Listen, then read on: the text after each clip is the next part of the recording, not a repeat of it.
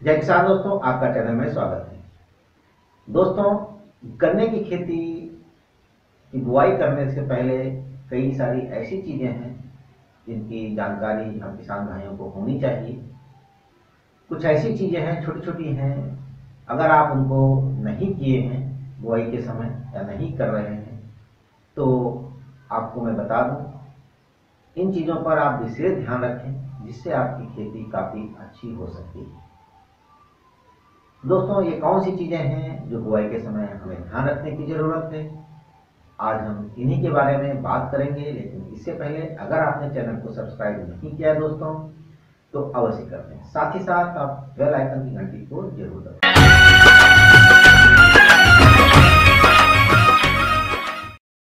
दोस्तों, गन्ने की खेती हम किसान भाइयों के लिए कोई नई बात नहीं है, लेकिन कहीं ना कहीं हम कुछ ऐसा बुआई के समय कर लेते हैं या कुछ कमियां रह जाती हैं जिसकी वजह से क्या होता है, हमारी फसल थोड़ा सा कमजोर हो जाती है, या फसल के बाद हम उसमें चाहते हैं कि हम ऐसा कर लें फसल हमारी काफी अच्छी हो जाए, लेकिन अगर शुरुआत में नहीं किए हैं तो समस्याएं हमारी हमेशा बनी रहती है। दोस्तों, ये कौन कौन सी ऐसी चीजें हैं जो हमें बुआई के समय ध्यान रखने की जरूरत होती है?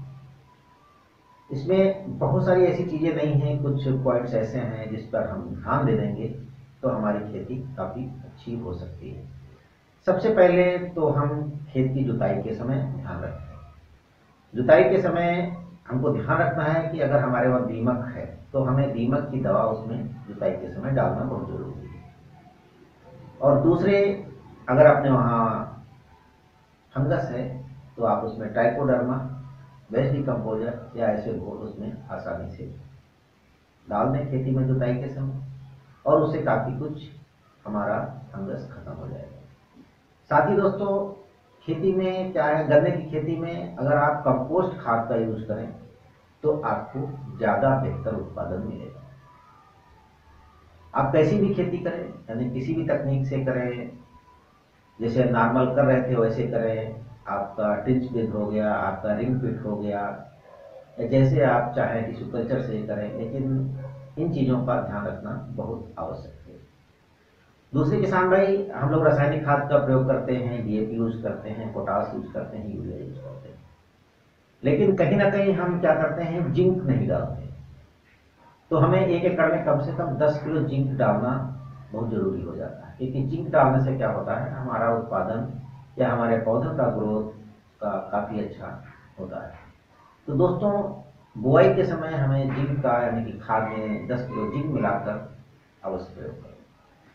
दूसरी बात रही, जो हम बीज लेते हैं वो स्वस्थ होना चाहिए, और बीज बोने से पहले उसका उपचारित करना बहुत जरूरी है। आप रासायनिक दवाइयां हैं उनसे आप उपचारित कर सकते हैं, आप चाहे जैविक दवाइयों से उपचारित कर सकते हैं, आप वेस्ट डिकम्पोजर का प्रयोग कर रहे हैं तो वेस्ट डिकम्पोजर के घोल से आप उपचारित कर सकते हैं। लेकिन कुल मिला के है कि आपको उपचारित करना बहुत जरूरी है। तो किसान भाई, इसके अलावा एक और बात है, अगर आप रासायनिक प्रयोग कर रहे हैं या जैविक प्रयोग कर रहे हैं, कोई भी खेती आप फसल उगाना चाह रहे हैं, लेकिन उसमें अगर आप खली का प्रयोग करते हैं तो आपका गन्ना का उत्पादन काफी अच्छा हो जाएगा। उसका जो है किले भी अच्छे निकलेंगे और उसका उत्पादन भी अच्छा होगा। तो अगर नीम की खली है तो आपको ज्यादा बेहतर है, और आपको रस क्या करते हैं, सरसों की खली का भी आपका काफी अच्छा इस्तेमाल कर सकते हैं। और 1 एकड़ में आप 50 किलो से लेकर 1 कुंतल या जितना आपका बजट बनता है उसको डालें उसमें। तो आप बुआई के समय खली का प्रयोग करेंगे तो आपकी जो है गन्ना का ग्रोथ अच्छा होगा, और उसका जो किले निकलेंगे वो भी काफी अच्छी तरीके से निकलेंगे। तो दोस्तों, ये बहुत छोटी छोटी चीजें हैं, लेकिन हमें नहीं लग रहा है, कई किसान इसको भूल जाते हैं या जल्दबाजी में ऐसा नहीं करते हैं।